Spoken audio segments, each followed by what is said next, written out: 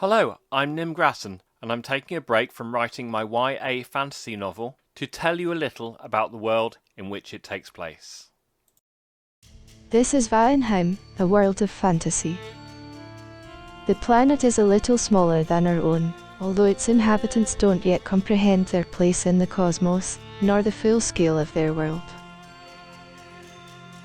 The peoples of Vaennheim know that their world is not alone in the universe.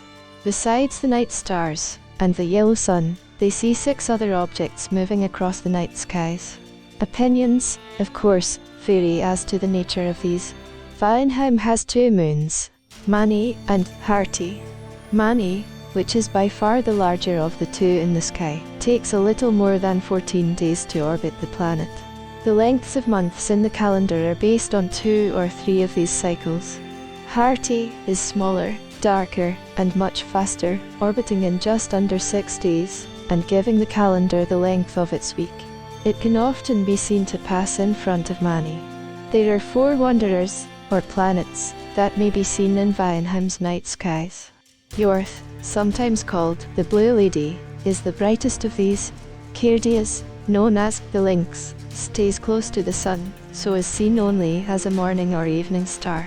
Dalarak, the Oak, moves only slowly past the backdrop of the stars.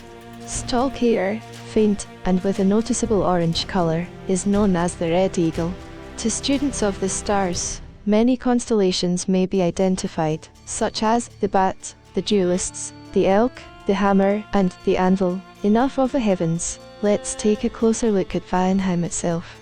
Our area of particular interest lays in the northern continent of Skafere.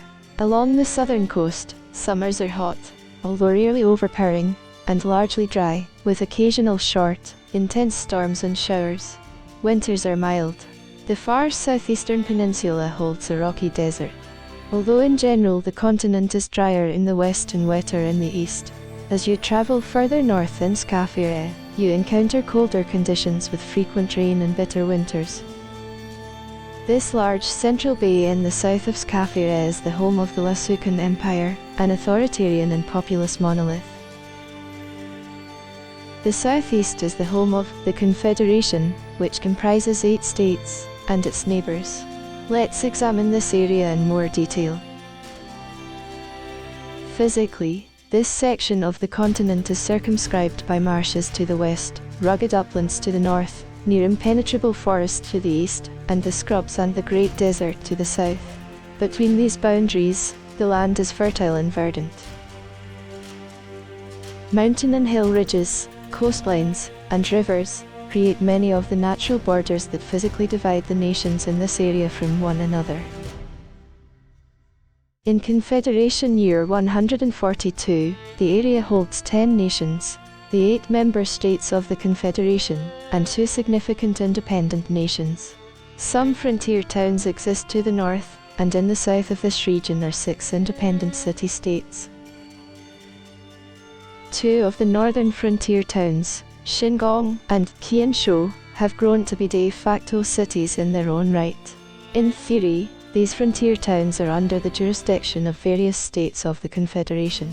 In practice, however, they operate on a largely independent basis, and they have a somewhat justified reputation for lawlessness. They were founded to exploit the natural resources and forced labour found in the Northlands.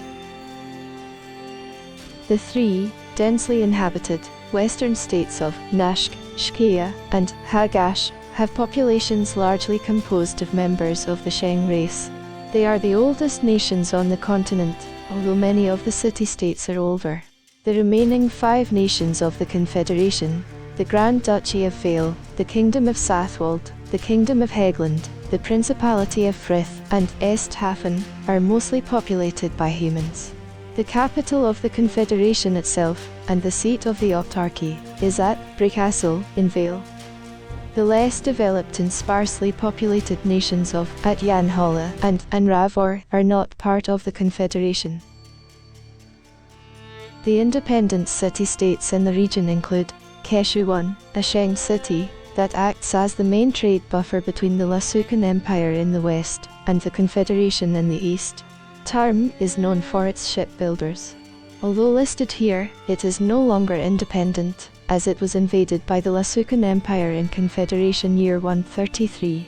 Estboyani and Padura are old-fashioned cities whose economy is dominated by the lush arable farmland that surrounds them. Nyaugard is thought to be the oldest city on the continent, perhaps even older than the Lasucan Empire, and its inhabitants are renowned for their long life, deep learning, and haughty demeanor. The cliff-top citadel of Dakoran sits at the head of a fertile river valley, which is surrounded by a harsh desert that shapes its inhabitants. The Kingdom of Hegland is arguably the most modern nation in the region.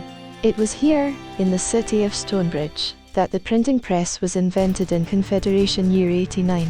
Recently, in 128, universal schools were founded in all 4 of the kingdom's cities, with every child receiving an education from the ages of 7 to 11 years old. Hegland, like other predominantly human nations of the Confederation, is ruled by hereditary nobles. In 142, the current monarch of Hegland is King Eldrum II. Cities, towns, and rural regions are ruled over by nobles of lesser rank. For example, the Lord Provost of Kingstein is a duke, while his opposite number in Hamerport is a count. Each nation of the Confederation uses a square flag. The flag of Hegland is a green field holding a white heron wearing a gold crown. That's all for this little cosmological and geographical introduction. Do let me know in the comments what else you'd like to know about this world.